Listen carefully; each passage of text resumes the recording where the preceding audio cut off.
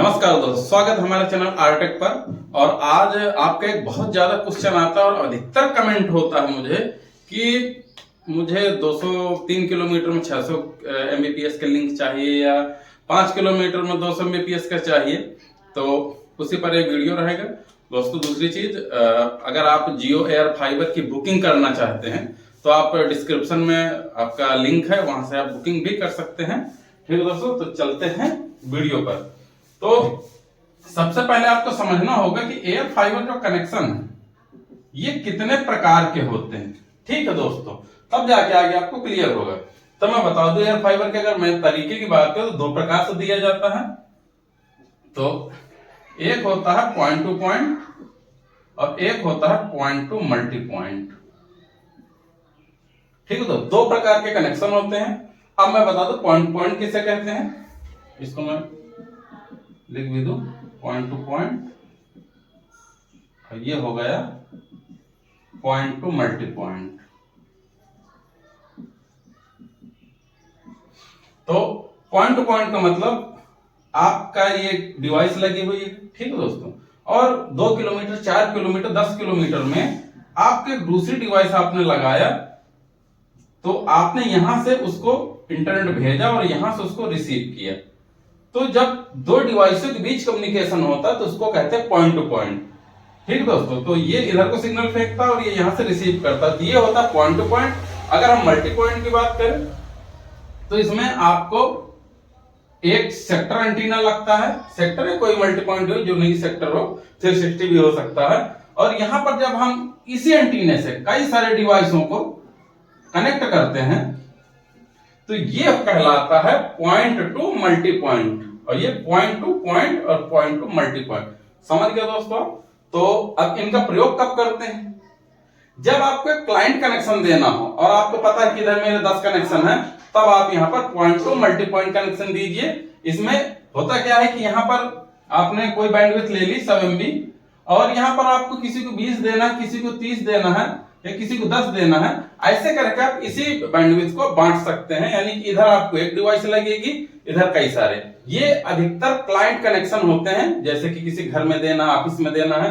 और अगर आप एयर फाइबर चलाते हैं तो वहां पर अगर उसकी ज्यादा डिमांड नहीं है, ठीक है, तो आप point two multi point connection दीजिए। लेकिन अगर कोई कहता है कि मुझे 200 Mbps चाहिए, तो ये तो संभव नहीं इससे, ठीक है, तो वहां पर आप पॉइंट टू पॉइंट, यहां पर अगर आपको 200 Mbps देना है तो यहां पर आप 200 Mbps दे सकते हैं। कुल मिला के सीधी भाषा में एक बात कि एक कनेक्शन को आप 10 में बांटेंगे, स्पीड डाउन होगी। छोटे छोटे कनेक्शन में बांट दीजिए। और किसी को अगर वो ज्यादा मांग रहा है तो आपने, जैसे कि लेन नहीं होती पूरी की पूरी लेन इसमें दे दी उसी को, ठीक है। तो ये हो गया पॉइंट टू पॉइंट। इसमें नुकसान अगर फायदे की बात करूं तो इसमें फायदा यह है कि इधर एक डिवाइस लगेगी, इधर कई सारे डिवाइस उसी डिवाइस से जोड़ सकते हैं, जिससे कि आपको अपने टावर में बहुत सारी डिवाइस लगाने की जरूरत नहीं पड़ती कि आप हर कनेक्शन के लिए अलग अलग डिवाइस लगाएं। इससे एक तो उनका मेंटेनेंस रख रखाव हो गया आपका, दूसरा बिजली की बचत होती है, और एक आपका जो सर्वर रूम है वो स्टेबल रहता है, ठीक है, तारों का जंजाल नहीं होता। और रही बात अगर पॉइंट टू पॉइंट की, तो यहाँ पर अगर आप पॉइंट टू पॉइंट सभी करेंगे तो आपको बहुत सारी डिवाइस लगानी पड़ेंगी, बहुत सारे वायरें आएंगी, बहुत सारी बिजली लगेगी, ठीक है। इसलिए पॉइंट टू पॉइंट कुछ चुनिंदा कस्टमरों के लिए होता है। अगर आपके पास 100 एयर फाइबर है तो आप पर कोई ऐसे होंगे कि 10 आप पॉइंट टू पॉइंट लगाए होंगे, ऐसी डिमांड, क्योंकि ये महंगा ही पड़ता है। क्योंकि इधर आपको आपके साथ डिवाइस लगी हुई है, सिर्फ कस्टमर की डिवाइसों के लिए ही सिर्फ पैसा चाहिए। जबकि अगर पॉइंट टू पॉइंट ले रहा है तो ये वाली डिवाइस जो आपके टावर में लगी है वो उस कस्टमर के लिए फिक्स हो जाती है। तो इसलिए इसका जो चार्ज होता है पॉइंट टू पॉइंट का वो महंगा होता है और इसका सस्ता होता है। दूसरी चीज अगर बात करें तो इसमें स्पीड कम मिलती है, लेटेंसी भी आपको देखने को मिलेगी। लेकिन पॉइंट टू पॉइंट में सबसे अच्छी बात है कि स्पीड का रोना नहीं है, ठीक है, स्पीड का रोना नहीं, क्योंकि पूरी की पूरी जो बैंडविड्थ है, जो पूरा का पूरा इसका सिग्नल है वो एक डिवाइस को जाता है।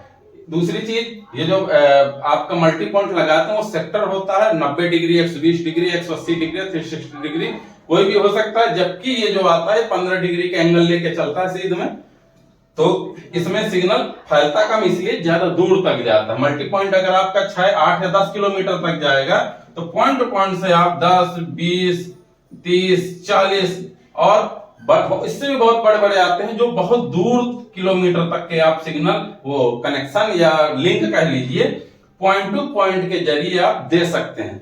ठीक है दोस्तों, तो आया समझ में पॉइंट टू पॉइंट और मल्टी पॉइंट अंतर क्या है? कोई चीज रह गई तो आप कमेंट करिएगा। दूसरी चीज अब बात करते हैं कि जैसे कि पॉइंट टू पॉइंट अगर हम आईएसपी हम कब दे, तो दोस्तों जहां कस्टमर को आपको कनेक्शन देना हो, ठीक है, वहां पर ये इसको देना। लेकिन अब इसका एक वीडियो जो पहले वाला वीडियो था ध्यान दीजिएगा, वहां पर मैंने बताया था कि लिंक, जैसे आप कहते हैं ना कि आपको लिंक उतारना है, तो वो हमेशा पॉइंट टू पॉइंट को कहा जाता है। ठीक है दोस्तों, यानी कि मैं बता रहा हूं, आपके ये टावर है और एक ये टावर है, ठीक है, बात समझिएगा। मान के चलिए इसकी 6 किलोमीटर की दूरी है दोनों की, ठीक। अब यहां पर आपका सेक्टर लगा हुआ है, ठीक है, और आपको यहां भी आपने एक सेक्टर लगाया है या आगे बढ़ाना है या उल्टी लगाया, हम इसको मान के चलते हैं उल्टी लगाना। अब ये सिग्नल यहां पर जाएगा, लेकिन जब आप इस सेक्टर से देंगे तो यहां पर ये हो सकता है 20 MB है, 30 MB। अब इसके बाद आपने यहां पर उल्टी लगा के कनेक्शन आपको 20 कस्टमर बांटना है, तो मल्टी पॉइंट से उतना बैंडविड्थ नहीं उतरेगी, तो आप दे कैसे पाएंगे? नहीं दे पाएंगे। इसलिए आपको ऐसी कंडीशन में जहां पर आपको आगे बैंडविड्थ को डिवाइड करना है, यानी कि आपने बैंडविड्थ उस क्लाइंट से लिया, स्टेशन से लिया, इसके बाद उसको 10 लोगों 20 लोगों में यानी कि उसको बांटना है। कुल मिला के आपने एक नया उसको सेटअप तैयार करना है। तो आपको अगर बांटना है तो वहां पर आपको पॉइंट टू पॉइंट ही उतारिए, ठीक है, इसको आपको पॉइंट टू पॉइंट ही उतारना पड़ेगा, तभी आप वहां पर कनेक्शन ज्यादा दे पाएंगे और ये आपको जो लिंक होगा वो स्टेबल होगा। ठीक है दोस्तों, तो ये आप ध्यान दीजिएगा। और जैसे बहुत सारे मेरे सब्सक्राइबरों ने कमेंट किया है कि हमें 6 किलोमीटर के लिए 200 MB चाहिए या 20 किलोमीटर कितना चाहिए, तो भी बता दूं मैं कि आपको डिवाइस को कैसे जाने, कौन सी डिवाइस हमें यहाँ पर यूज करना है या लेना है। तो यहाँ पर मैं बताता हूं आपको कि जितनी एसी डिवाइस हैं, पहले नॉन एसी डिवाइस की बात करते हैं। नॉन एसी डिवाइस के टोटल जो पोर्ट होता है वो 100 Mbps का होता है, ठीक है दोस्तों। और जो एसी डिवाइस होती हैं इसका पोर्ट होता है 1 गिग का, ठीक है, 1 Gbps तक का। ये इसकी पोर्ट की मैक्सिमम कैपेसिटी होती है। अब मान के चलिए आप 2 नॉन एसी डिवाइसों को यूज कर रहे हैं। नॉन एसी मतलब जैसे कि डिस्क हो गया, तो आपका यहां पर सिग्नल आपका चाहे जितना चाहे वो दिखा दे कि आपका 200 Mbps का लिंक है, होता है 200 Mbps का लिंक दिखाएगा। और अगर आप इसको चेक करेंगे तो आपको 200 Mbps दिखाएगा, लेकिन जब इसमें डेटा डालेंगे तो 100 से ऊपर जाएगा नहीं, क्योंकि जब किसी डिवाइस का मान लीजिए कि डिवाइस तो एयर में सिग्नल बहुत तगड़ा है, तो उस एयर सिग्नल में आपको 200 Mbps का लिंक है। इस डिवाइस से जो एयर सिग्नल निकला और इस डिवाइस तक का आपका परफेक्ट, लेकिन जिस पोर्ट से आपको उठाना है ना, वो पोर्ट आपका 100 Mbps का है, तो आप उससे कैसे 200 Mbps ले पाएंगे? यानी कि वो पोर्ट मैक्सिमम आपको 100 Mbps ऊपर देगा ही नहीं। ठीक है दोस्तों, तो जब ये आप ध्यान दीजिए कि जब आपको अगर ज्यादा उतारना है तो आपको अगर 100 Mbps से ऊपर का लिंक चाहिए तो आपको एसी डिवाइस प्रयोग करना पड़ेगा दोस्तों। ठीक है, एसी डिवाइस का प्रयोग करिए, तभी आप 100 MB से ऊपर यानी 1 गिग तक जा पाएंगे। ये मैं पोर्ट की बात कर रहा हूं, बाकी स्पीड कितनी आएगी ये तो जब आप करेंगे तभी पता चलेगा। ठीक है, अब आप चलते हैं आगे।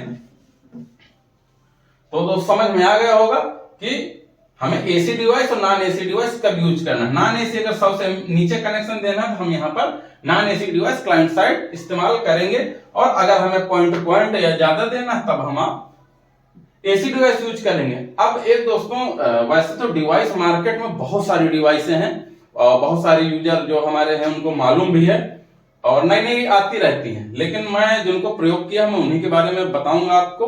ठीक है, कि क्योंकि डिवाइस महंगी आती हैं, 28,000, 25,000, 15,000 ऐसे आती हैं। ठीक है, आप किसी गलत डिवाइस में पैसा फंसा दे, इसके बाद वो जो आप रिजल्ट चाहते हैं वो रिजल्ट ना मिलेगा तो डिवाइस आपके किसी काम की नहीं है। ठीक है दोस्त, तो ये चीज आपको देखना है। तो एक मैं सजेशन दे रहा हूं, अगर आपको 3, 4, 5, 6, 8 यानी कि लगभग मैं जोड़ रहा हूं यहां पर, लगभग अगर मान के चलिए कि 8 किलोमीटर या 10 किलोमीटर तक का आपको लिंक बनाना है। लिंक का मतलब पॉइंट टू पॉइंट कनेक्शन। तो आपकी जो मिमोसा की डिवाइस है ये बढ़िया डिवाइस है। ये जो मिमोसा की डिवाइस है, ये डिवाइस काफी बढ़िया डिवाइस है, जो आपको 1G यानी कि एसी डिवाइस है, तो आप 1000 MBPS तक उसमें डेटा कैरी कर सकते हैं, उतार सकते हैं। लेकिन उतारना वो सिग्नल को भी डिपेंड करता है कितना दूर है। अगर आपको जैसे उसको 5 किलोमीटर या 6 किलोमीटर में अगर आप उसको लगा दें या 10 किलोमीटर में, तो आप इससे 500 MBPS से ज्यादा, 500 MBPS से ज्यादा, दोस्तों ये क्लियर नहीं होता। आपका एरिया अलग होगा, मेरा अलग है, इन पर डिपेंड करता है। ठीक है, तो इसलिए मैंने कह रहा हूं कि 500 MBPS से ज्यादा की स्पीड आप 8-10 किलोमीटर में मिमोसा C5X से उतार सकते हैं। इसके अलावा कैम्बियन की भी डिवाइस आती है, वो भी लगभग इसी के समकक्ष है। ठीक है, किसी थोड़ा बहुत कम ज्यादा हो सकता है। तो ये चीज। दूसरी चीज, अगर इसी को अगर जैसे कि मिमोसा C5X 8-10 किलोमीटर में आपको 500 MBPS दे रही, इसको अगर आप बढ़ाएंगे ना, आपने 12 किया तो ये घट के हो सकता है 400 दे।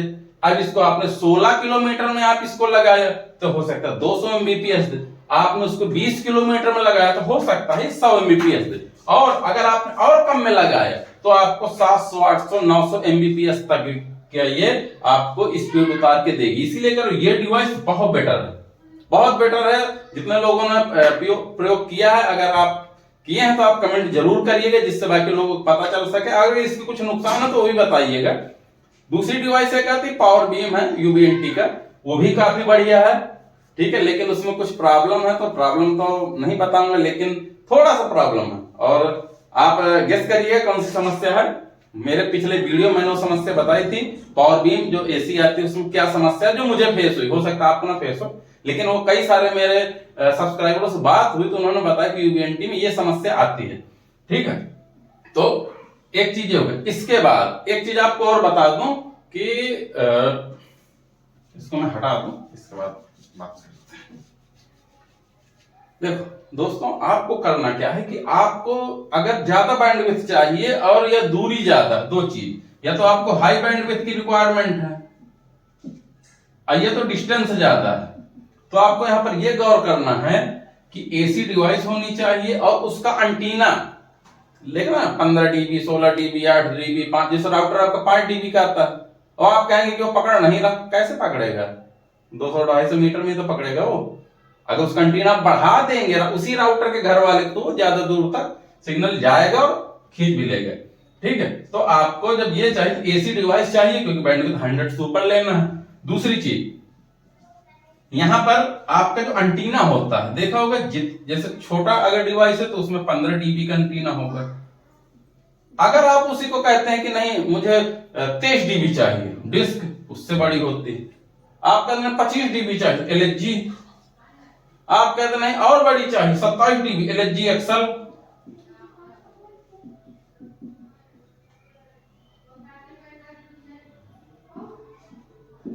ये मैं माइक्रोटेक की बात कर रहा हूं। ये 15 dB, 23 dB, 25 dB, 27 dB।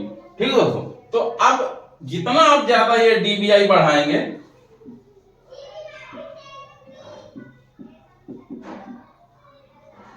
उतना ही आप ज्यादा दूर तक और ज्यादा बैंडविड्थ कैरी कर पाएंगे। ठीक है, अगर इनके मैं बात करूं, आपके UBNT में कुछ लिख दूं, जैसे कि आपका सबसे है लाइट बीम। लाइट बीम आप जानते होंगे, लाइट बीम ये 23 dB की है। लाइट बीम UBNT का है, लाइट बीम AC आता है सेकंड जनरेशन, और लाइट बीम। ठीक है, अगर पावर बीम, अगर UBNT की बात करूं तो पावर बीम हो गई 25 dB की। ये 25 dB के वो पावर बीम। अगर पावर बीम जो बड़ी आती हैं जो AC, वो 27-25 से ऊपर आती हैं। ठीक है, इसी प्रकार इसका है एक एमेंट एंटीना, इसका 29 dBi का एमेंट बॉक्स नहीं, एमेंट एंटीना। एंटीना वाला रेडियस में अलग लगेगा। ठीक है दोस्तों, तो ये डिवाइस हैं। तो आपको अब ये एक कैलकुलेशन करना पड़ेगा कि जैसे कि मुझे 5 किलोमीटर में 100 MB चाहिए, 80 MB चाहिए, तो आप डिस्क का प्रयोग करिए। अगर उसी आपको 5 किलोमीटर में आपको 15 MB चाहिए तो आप एसपी का इस्तेमाल करिए, क्योंकि जैसे इसको बढ़ाएंगे तो इसको सिग्नल खींचने की क्षमता ज्यादा आ जाएगी, ठीक है, क्योंकि 23 dBi का एंटीना है। इसी प्रकार 25 अगर आपको और दूर भेजना है या फिर बैंडविड्थ लेना है तो आप इसी प्रकार से किसी भी एंटीना का चयन कर सकते हैं। ठीक है दोस्तों, अगर मैं बात करूं कि मिमोसा C5X 25 dBi का होता है, C5X, इसको भी लिख दूं C5X 25 dBi का। इसी प्रकार जो कैम्बियन है, फोर्स करके आपने सुना होगा ना, तो वो भी आपकी 25 dBi की आती है। और अब इसके रेट की थोड़ा सा बात करो, बहुत जरूरी है क्योंकि बहुत सारे लोगों को कंफ्यूजन है। इसकी बात करो तो ये लगभग बताऊंगा, जीएसटी टैक्स अलग हो सकता है या फिर एरिया के ऊपर डिपेंड हो सकता है। ये आपका लगभग होगा 3800 प्लस जीएसटी, ये आपके लगभग होगी 4600 प्लस जीएसटी, ठीक है। और आपका पावर बीम लगभग 30,000 का पेयर होगा। अगर C5X के बाद ये भी 28-30,000 का पेयर होगा, ये पेयर में आती है, ठीक है। आपके LHG, ये भी LHG जो नॉर्मल LHG होगी वो 7,000 प्लस जीएसटी होगा, और LHG एक्सल इस समय लगभग 10,000 के आसपास होनी चाहिए, ठीक है दोस्तों। तो ये इनके रेट हैं कुछ, मैंने बताया कि रेट ये लगभग मैंने बताया, बाकी आप लोकल मार्केट या दिल्ली या मुंबई मार्केट में पता कर सकते हैं कि उसका करंट प्राइस क्या है। तो दोस्तों ये आपको समझना होगा। तो इसीलिए जो आपके लोग कमेंट आते हैं ना कि ये मुझे कितना यूज करना चाहिए, कौन सी डिवाइस यूज करना चाहिए, तो ये मैंने बता दिया है, ये आप खुद कैलकुलेट कर सकते हैं। एक चीज और दोस्तों, यहां पर एक साइट आपको बता दूं, एक कैलकुलेशन के लिए आता है, गूगल में सर्च करिएगा, उसमें लिखिएगा ISP डिजाइन। ये आप सर्च करेंगे तो UPNT का ये टूल है। इस वेबसाइट के जरिए आप, एक सिमुलेशन टूल है, आप क्लाइंट की लोकेशन डाल दीजिए, अपनी लोकेशन डाल दीजिए, तो वो बता देगा कितनी हाइट चाहिए, कितनी ऊंचाई, कितना उसका मतलब पहाड़ है, नदी है, क्या है उसका, जो कहते हैं ना एक एरिया कैसा ऊबड़ खाबड़ है, वो पूरा दिखा देता है। तो वहां पर यह आपको पता चल जाएगा कि कम से कम कितनी ऊंचाई हमें चाहिए और कितनी स्पीड के लिए हमें कौन सी डिवाइस चाहिए। अगर आप इसको कहेंगे तो इसमें मैं एक डिटेल वीडियो बना दूंगा कि इसका प्रयोग कैसे करना है। इसका नाम पहले दूसरा था, अब ISP डिजाइन हो गया। तो इसमें आप 1 या 2 सिमुलेशन आप फ्री में कर सकते हो, वैसे तो पेड है, लेकिन 1-2 सिमुलेशन करना है आप, तो इसको आप आसानी से कर सकते हैं। तो ये था दोस्तों आज का वीडियो, और आशा करता हूं कि वीडियो पसंद आया होगा। तो अगर आपके कोई सवाल जवाब है तो कमेंट करिए। और दोस्तों एक चीज मैं और बताऊंगा कि टेलीग्राम का जो मेरा ग्रुप है, वहां पर थोड़ा सा कुछ लोग जो हैं फ्रॉड कर रहे हैं।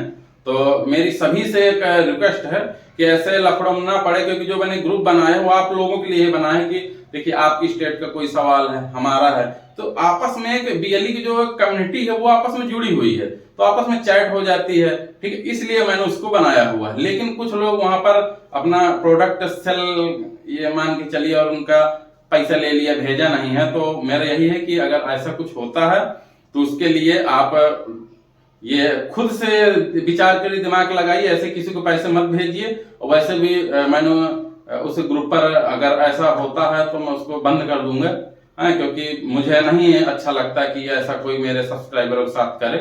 और अगर जिन्होंने किया है तो मेरी रिक्वेस्ट है कि आप प्लीज उनका या तो सामान दे दीजिए या तो पेमेंट वापस कर दीजिए, ठीक है, क्योंकि ये एक विश्वास का मामला है। देखिए दोस्तों एक चीज और बता दूं, आप लोग देखा होगा हर फील्ड में एक कम्युनिटी बनी हुई है, लेकिन ISP की कोई कम्युनिटी नहीं है।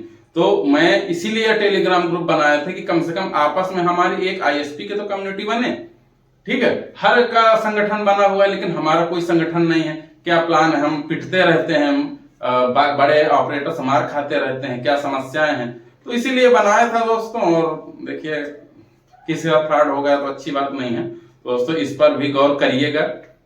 और अगर सही रहा तो ठीक है, नहीं तो मुझे फिर मजबूरन ग्रुप में हटा दूंगा, सीधा कमेंट होगा। लेकिन ग्रुप में है कि रियल टाइम भी कन्वर्सेशन हो जाता है दोस्तों।